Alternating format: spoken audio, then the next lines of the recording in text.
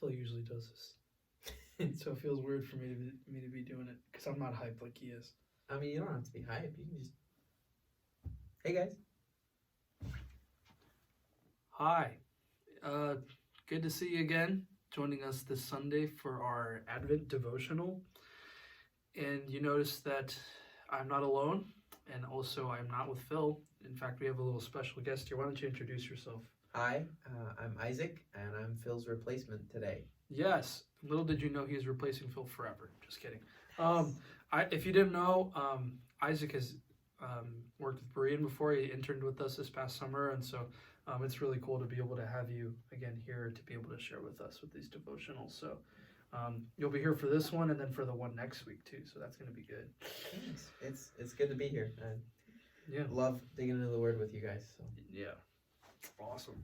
But so what we've, just to fill you in and just to fill in the people that are watching too, like we have been going through this little devotional series going through Advent. We talked about the pre-incarnate Jesus, talking about, how he existed before all things and was, through him became all things, John 1. And then following week, we talked about how he was prophesied to come in the Old Testament, how he was told of in way before even the people who were to bring him into the world even existed. Different places like in Isaiah or in Micah that told about his coming even before Mary or Joseph were ever a part of anything. And it's interesting that we talked about that now because this week we're going to be addressing now the genealogy, like the family of Jesus and how, I guess, all of that kind of came to be and talking about the different kinds of people that are in his family. And for people that are watching, like it's, reading genealogies is not something you enjoy doing. Maybe you might do an ancestry.com thing and it might be interesting because it's your family. You're like, wow, I have family in Ireland? What? That'd be weirder for me, I guess. Yeah, but you look so Irish. I am very Irish, but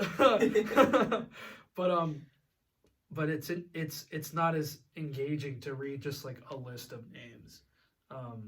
But here we have 42 generations of Jesus's family, all the way from Abraham to him, to Christ himself. Mm-hmm. And so if you're following along, if you want to just kind of see the things that we're talking about, we're in Matthew 1. Going through the very beginning of it says the genealogy of Christ. And Isaac, you brought this up earlier before we started recording, but like there's a really good thing that we can pull from this. Can you kind of share that? Yeah. So as he said, it was really boring to read this, but if you look at the people here, it's really kind of messed up. A lot of these people, most of these people, have stories in Scripture about being terrible people. And so when we read this passage, we kind of see that when God made the story of redemption, he used broken people to show that broken people can be redeemed. Mm-hmm. It's so cool because, on the outside, sometimes people say, that person looks perfect. Alex, you seem pretty great to me. Oh, thank you. And yet, when anyone says that to anyone, they think inside, no, I'm a broken person. If only you knew the sin in my heart. Mm-hmm. We're all really insecure. Yeah. And it's so cool to see that God is like, I don't care about your insecurities. What's happening in this story is that you can be redeemed through Jesus. And it's so cool. So, let's take a look at these lists of people and see how they are proof that God can redeem people. Yeah. One of the first ones right there is Abraham. Abraham was not, he was obviously like the father of the Israelite nation and was the one who received the covenant of God, the Abrahamic covenant, right? But even then he was still like a huge, kind of like wuss a bit. He kind of doubted and didn't want to trust God with everything that he had commanded him of him. And so here's the first person right off the bat is a guy who doubted God. Mm-hmm. And it was just kind of, interesting. And then it just goes down his line of sons who honestly were not that perfect either. Yeah. We have the next guy in his line is named Isaac, and Yeah, what a swell guy. yeah, well, he didn't do all that much. No. I mean, in the story, you look, he's born, he finds a wife, and then it fast forwards to him being old. I mean, Nice. he did nothing in his life, and then by the end, he played favorites. You know, he had Jacob and Esau, and he thought Esau was better, and he loved him more, and all that, which is, you know, not great. And then he kind of passed that on to his son too, because then we get Jacob, who, before he even has kids, he's a chronic liar. I mean, he cheats his brother out of a birthright, and then after that, he tries to make deals with his uncle and tries to cheat him out. There's a lot of stories in there about him lying. Jeez. And then he plays favorites with his kids. You know, his youngest son becomes his favorite. Yeah. And then what? I mean, Yeah. we have, like you said, 42 generations. What's some more stories in here of Yeah. I mean, the next one, I mean, I'm just going to go down the list. Like, this is kind of a crazy one, but Rahab was a prostitute.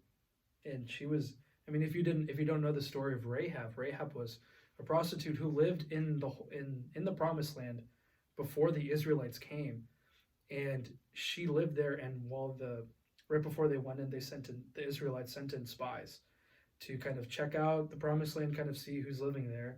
And when they were, I guess they needed to go into hiding, she held them in hiding. And even though she was, I guess, one of the lowest people in society, it seems they went into her home, and then when the walls came down, she was spared.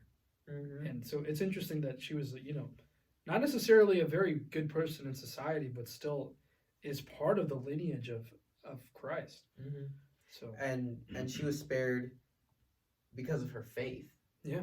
Like that's what God really values is faith. Mm-hmm. And then we see, like, she wasn't an Israelite and she was a prostitute, and yet she became an ancestor of Jesus.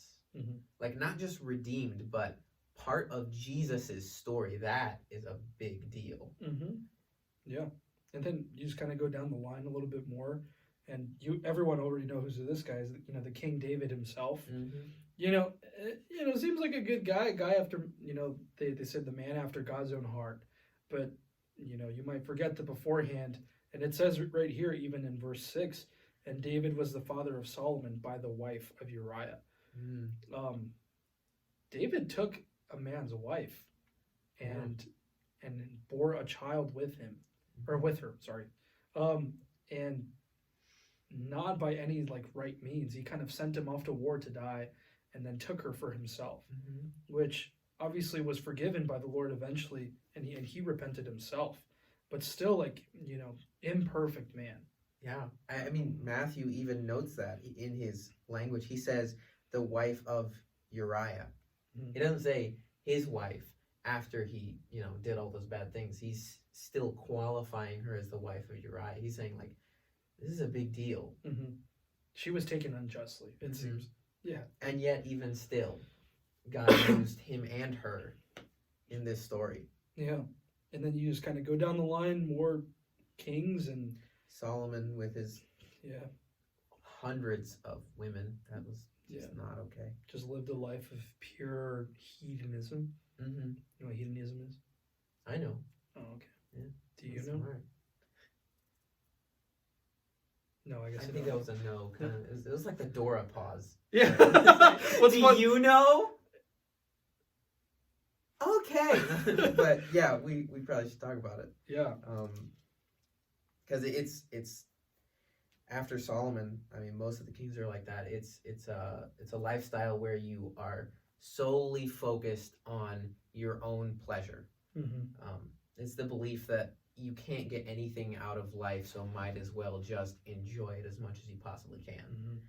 You know, and afterwards we have all of these kings who just really were awful. Yeah.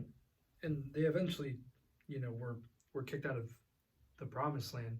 You know, Babylon took over and then took them out of the promised land, but because of one of the main things was their idolatry. They stopped worshiping God. They stopped, you know, believing in him. and as far as I know, didn't get that much better even after they were taken out. So many people died. So many people even kind of forgot, the God of their father. Yeah. So, and you just keep going and keep going, and then somehow eventually it comes to Jacob, the father of Joseph, who was the husband of Mary, of whom Jesus was born, who is called Christ. So all the generations from Abraham to David were 14 generations. From David to the deportation to Babylon, 14 generations, and from the deportation to Babylon to Christ, another 14 generations. 42 generations of family. All the way. And we highlighted some of those here that they're kind of whack. And somehow at the end of it all, like, Christ comes in through that. At the end of it, Jesus Christ was born into a family of liars, deceivers, idolaters, adulterers. These are the people who he came for. His very own family who he was born into, still as broken as the people he came to save. Wow. What an amazing thing, right? Yeah. And so, as you guys consider even everything that's been, that you've been kind of reflecting on even in this Advent season, know that it is through this family that we see that Christ comes, from the broken people. All the more reason to understand and kind of take stock in the fact that Jesus Christ is able to save us because he came from the broken people.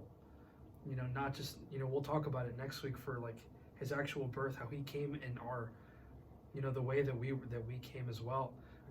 But he came from a family that was broken, much how you and I, Isaac, probably come from families that aren't the best, that have brokenness in them, and he came through that and is still able to redeem even those people. So, yeah, really good stuff. So, yeah, thanks for joining us this week, and hopefully, we continue with this in this Advent series, and we'll be able to see Isaac next week. So, yeah, toodles.